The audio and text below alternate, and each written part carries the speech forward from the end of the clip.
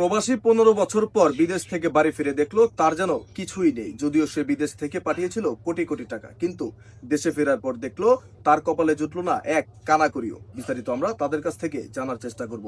আসলে এই যে আপনার সাথে কি ঘটনাটি ঘটেছে একটু বলেন। কি ঘটনা ঘটবো ভাই, আমার সব স্বপ্ন ভেঙে গেছে। আচ্ছা, আমি 15টা বছরে যে সঞ্চয় করছিলাম সব নষ্ট হয়ে গেছে। আমার ছোট ভাই, আমার বাবা 15 বছর আগে আমি যখন বিদেশ যাই তখন চিন্তা করলাম যে ওর ভবিষ্যৎ করা দরকার। বাবা ঠিক মতো কাম কাজ করা হার না, সংসার চলতেছে না। 15 বছরে 4-5 কোটি টাকা পাঠাইছি। আচ্ছা, কিন্তু বাড়িতে আসার পরে দেখলাম আমার ছোট ভাই কোনো টাকা পয়সার হিসাব দিবার পারে না। আচ্ছা। আমি টাকার কথা জিজ্ঞেস করে কইতেছে যে ঋণ পিন শোধাইছে। আরে 4-5 লাখ টাকা ঋণ করে গেছে। আমি বিদেশ গেছি 4-5 লাখ টাকা ঋণ কইরা, আর আমি 4-5 কোটি টাকা পাঠাইছি। আমি পরে একজনের কাছে শুনছি যে ও শ্বশুর বাড়ি জমি কিনছে, বিল্ডিং করছে, কিন্তু আমার জন্য 2টা টাকা ও জমা রাখেনি। আমি এতদিন যে বিদেশ করছি সব বরবাদ গেছে। দর্শক আপনারা দেখতেই পারলেন একজন প্রবাসীর কষ্ট। আসলে প্রবাসীরা কি এরকমই হয়? শুধু ফ্যামিলির লোকদের সারা জীবন সুখী করে যাবে, নিজের কপালে কিছুই জুটবে না শেষ বেলায়। আমরা একটু এই ছোট ভাইয়ের কাছ থেকে জানার চেষ্টা করি। আসলে এই যে আপনি যে ঘটনাটি ঘটালেন, আপনার বড় ভাই টাকা পয়সা কেন আত্মসাৎ করেছেন আপনি? কি ঘটাইছি ভাই? আমার বড় ভাই যেটা কইতেছে সম্পূর্ণ মিথ্যে কথা কইছে। আমার আব্বা বাইসে আছে, মাও বাইসে আছে, 5-6 লাখ টাকা দিনা করে গেছে, সম্পূর্ণ ঋণের উপর চলিছে। এগুলি লাভ দেওয়া লাগে নাই, সব তো লাভের ফের লাভ দেওয়া লাগে নাই। আর এই যে বাপ মা এই যে সংসারটা চালাচ্ছি হাওয়ার উপর চলছে, কিছুই তারা দেয় নেই, কিছুই খাওয়াচ্ছি না, এগুলিকে হাওয়ার উপর চলছে। সে 4-5 কোটি টাকা পাঠাইছে, মুখ দিয়ে কলি হয়। আমি নাই লিছি কয়টা টাকা লিছি, কয়টা লিছি, তার সমস্ত টাকা পয়সা পাঠাইছে, তার হিসাব নিকাশ করেছি। হিসাব নিকাশ করার পর দেখা যায় যে আমি বেতন বাবদ কিছু টাকা নিছি। হ্যাঁ, আমি যদি একটা কোম্পানি চাকরি করতাম ভাই, তাও তো 50,000 টাকা কামাই করে পারতাম না? রিক্সা চালক এখন ভাই মাসে 30,000 টাকা কামাই করে।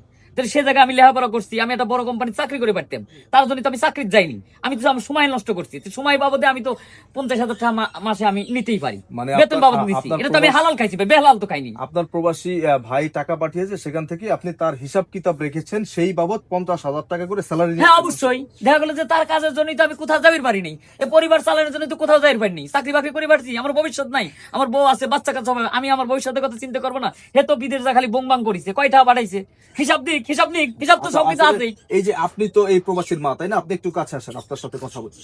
এই যে আপনার বড় ছেলের সকল টাকা পয়সা আপনার ছোট ছেলে আত্মসাৎ করেছে, এই বিষয় নিয়ে আপনি কি বলতে চান?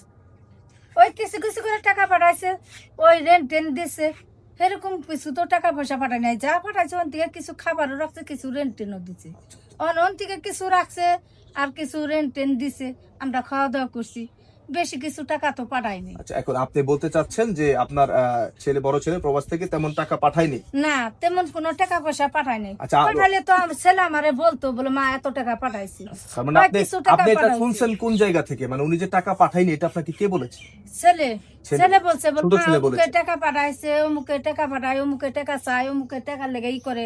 ওহন মা ভাই তো টাকা পাঠায় না, ওহন কি করবো? আচ্ছা, অন ফোন দিয়ে কিছু কিছু টাকার কথা বলছে, পাঠাইছে। অন কত পাঠাইছে, কি করছে না করছে, অন ছেলে বলছে তো। আচ্ছা দর্শক আপনারা দেখতেই পারলেন, তাদের কথা শুনে আমরা বুঝতে পারছি মানে এই ভদ্রলোক তাদেরকে তার বাবা মাকে যেভাবে বুঝিয়েছে, তার বাবা মা ঠিক সেভাবেই বুঝেছে, যতটুকু আমি ধারণা করলাম। আসলে এই যে আপনি তো ওনার স্ত্রী, তাই না? আপনার ভাসুরের টাকা যে আপনার স্বামী আত্মসাৎ করেছে, আপনি যার সাথে সংসার করছেন সে আত্মসাৎ করেছে, এটা কি আপনি জানেন? এটাকে আত্মসাৎ বলতেছেন আপনি? কিভাবে হয় আত্মসাৎ? উনি ওখান থেকে টাকা পাঠাইছে, যা পাঠাইছে কোন রকম খাবার হয়েছে 1 মাসে, আবার মাসে দেখা যায় খাবারের খরচটাও হয় নাই কা, আবার টানাটানি শুরু হয়ে গেছে। উনি কি টাকা পাঠাইছে মাসে? আচ্ছা, আপনি যেটা বললেন যে খাবারের টাকা হয়নি, টানাটানি লেগেছে, আপনাকে বিয়ে করেছে কে? উনি? হ্যাঁ উনি। তাহলে উনি আপনার আমার আপনার ভাসুর হয়। তাহলে আপনার খাবার কি আপনার স্বামী দিবেন, আপনার ভাসুর দিবে? আমার স্বামী দিবে। তাহলে আপনি যে বললেন না, ওনার টাকা। আমার বোর খাবার তো আমি দেবো রে চলে ভাই। আসছে যে family- আপনি পেঁচাচ্ছেন কেন? আমার বোর খাবার তো আমি দেবো। তার সে যে টাকাগুলি পাঠাইছে, কে এই যে মা বাপ আছে না, এই সংসারটা চালান লাগে না? হ্যাঁ, সংসারটা তো চালাইছি। কয়টা পাঠাইছে, তারপর দিনা করে ঠিক আছে না, সব তো লাভের ফেললিছি রে ভাই। আপনাদের সুদের টাকা কিন্তু শেষ হয় না, 10টায় 20টা দিলে 20টা 30টা হয়। এই মানে লাভের পর লাভ দিতে, লাভের পর লাভ দিতে দিতে আমার দাম চলে গেছে। এছাড়া কি বাঁচবে আচ্ছা, ভাই? আপনাদের সাথে কথা বলার মতো মুভমেন্ট আমার নেই, আমার যতটুকু বোঝার দর্শক আমি বুঝেছি। ভাই, আমি আরেকবারের মতো আপনার কাছে প্রশ্ন করব। আপনার বাবা মা এবং আপনার ভাই ভাবি, ভাই ছোট ভাইয়ের স্ত্রী সবার কথা শুনে যতটুকু বুঝতে পেরেছেন, আমিও ঠিক ততটুকুই বুঝতে পেরেছি। এখন আপনি কি করতে চাচ্ছেন বলুন? কি করবো ভাই, যারা বিদেশ থাকে তারাই জানে যে টাকা রোজগার করা কতটা কষ্টের। খাবার পারি নাই, বাড়িতে টাকা বাড়াইছি, তারা যখন সব অস্বীকার করতেছে, আমার তো আসলে কেউ আর নাই। আমি আবার বিদেশ চলে যাবো, এই মানুষগুলোর লগে আমি আর থাকবো না ভাই। কিন্তু সে আপনার জন্মদাতা পিতা, সে আপনাকে জন্ম দিয়েছে, আপনার মা, গর্ভধারিণী মা, তাদের রেখে আপনি একেবারে প্রবাসে চলে যেতে চাচ্ছেন? হ্যাঁ ভাই, তাকে ভরণ পোষণের জন্য যে টাকা দরকার ওই টাকা আমি পাঠিয়ে দিছি। আমি এখানে থাকলে তারা আসলে খুশি না, নইলে আমি টাকা পাঠাইছি অনেক টাকা, তারা অস্বীকার করে বসছে। তাকে উপরে কোনো রাগ নাই আমার, আমার যত রাগ অভিমান সব নিজের উপরে। ভাই আপনি মেলা কথা জিজ্ঞেস করছেন, আমি উত্তর দিচ্ছি, এখন আর বিরক্ত করি ঠিক না। আছে, ধন্যবাদ আপনাকে। আসলে দর্শক, আজকে এই জায়গায় উপস্থিত হয়ে যতটুকু বুঝতে পারলাম, আমি আসলে নিজের চোখকে এই মুহূর্তে কন্ট্রোল করতে পারবো না বোধ হয় মনে হচ্ছে আমার কাছে। এইখানে যে ঘটনাটি ঘটেছে, একজন রেমিটেন্স যোদ্ধা, একজন প্রবাসী তার ফ্যামিলির জন্য, পরিবারের জন্য সারা জীবন কষ্ট করে টাকা পাঠায়, এবং এইরকম কিছু অসৎ ভাই বা চাচা বা কাকা বা মামা খালু যাই বলেন, এরকম কিছু অসাধু ব্যক্তিরা এই টাকা পয়সাগুলোকে আত্মসাৎ করে। ম্যাক্সিমাম সময় এটাই ঘটে থাকে। হয়তোবা কেউ বাড়ি ফেরার পর মারামারি খুনাখুনি করে, আর কেউ এরকম ভদ্রতা বজিয়ে রেখে আবার চিরজীবনের জন্য দেশ ত্যাগ করে চলে যায়। তো এই রকম ঘটনাগুলো যারা ঘটেন, আসলে দেখেন প্রত্যেকটা জিনিসের জন্য আপনার একটা সময় হিসাব নিকাশ করতে হবে।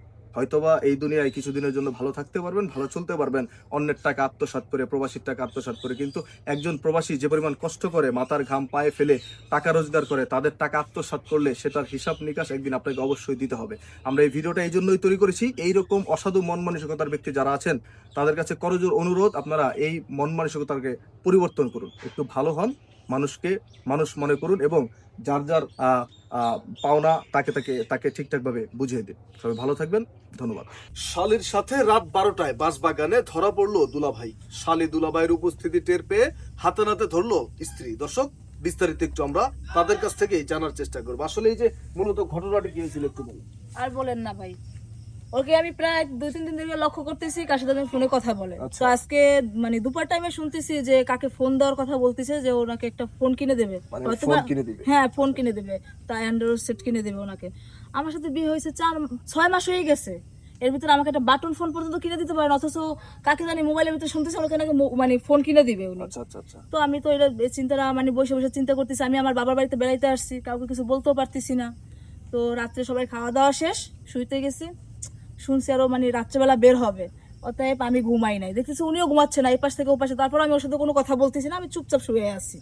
তো মনে করছে আমি ঘুমাই গেছি, আস্তে আস্তে করে উঠলো, ওইটা দেখলাম কি ও বের হয়েছে, আমি ওর পিছন পিছন বের হয়ে চলে আসছি। আইসা দেখি বাঁশবাগানের পিছনে এসে দেখি ওকে সাথে দেখা গেল আমার ছোট বোনকেও। আচ্ছা আচ্ছা, মানে আপনার ছোট বোনের আমার সাথে ছোট মূলত বোনকেও দেখে ওর সাথে, বুঝছেন? এখন কি বলবো আপনাকে বলেন, ও আমার ছোট বোনটার বয়স কিন্তু খুব অল্প, ছোট মানুষ, ও না হলে একটা ভুলবশত একটা কাজ করে ফেলছে বা করতে যাচ্ছে, ওর তো বোঝা উচিত না, ও তো ওর ছোট বোনের মতো, কিভাবে পারলো এই কাজটা করতে ওর সাথেও। আচ্ছা আচ্ছা, আমরা একটু আপনার কাছ থেকে জানার চেষ্টা করি, আসলে এই যে আপনি রাত 12টায় আপনার দুলাভাইয়ের সাথে এই যে বাঁশবাগানে দেখা করতে আসছেন, মূলত কারণটা কি? আসলে আমি কিছু জানি না, আমার এই দুলাভাই আসতে বলছে তাই আমি আসছি। আচ্ছা আচ্ছা, দর্শক আপনারা দেখতেই পারলেন ঘটনাটি। এই ছোট শালিকা, বয়স কিন্তু তার খুবই কম, সে বলছে আমি কিছুই জানি না, দুলাভাই আসতে বলেছে তাই আমি এসেছি। তার মানে আপনারা বুঝতেই পারছেন যে ঘটনাটি আজকে কোন দিকে যাচ্ছে। বিস্তারিত আমরা একটু এই মেয়ের মায়ের কাছ থেকে জানার চেষ্টা করবো। আসলে এই যে আপনার ছোট মেয়ে আপনার বড় মেয়ের জামাইয়ের সাথে যে ঘটনাটি ঘটালো, রাত 12টায় তারা বাঁশবাগানে ধরা পড়ছে, এই ব্যাপারে আপনি কি বলতে চান?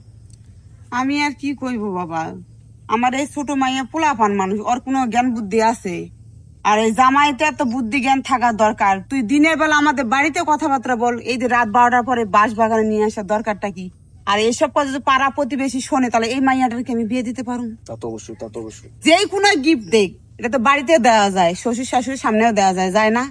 এই যে বাঁশবাগানে যে নিয়ে এসে এটাই যাই, যেটাই দিতে আসুক, এই কথাটা তো পুরো এলাকায় হয়ে গেছে, তাহলে এই মাইয়াটার আমার বিয়ে করবো কে? তা তো অবশ্যই, সেটা একটু আমরা তার কাছ থেকে জানার চেষ্টা করি। আসলে ভাই, আপনি যে ঘটনাটি ঘটালেন, আপনি আপনার স্ত্রী রেখে আপনার শালীর সাথে রাত 12টায় বাঁশবাগানে কেন দেখা করতে এসেছেন? আরে ভাই, আমার শালীর সাথে আমার যেটা লেনদেন আমি চাইছিলাম গোপনেই শেষ করে দেবো। আচ্ছা আচ্ছা, কি কিন্তু এমন লেনদেন আপনার শালী দুলা ভাইয়ের, কি এমন লেনদেন যেটা আপনার রাত 12টায় বাঁশবাগানে এসে গোপনে সারতে হবে?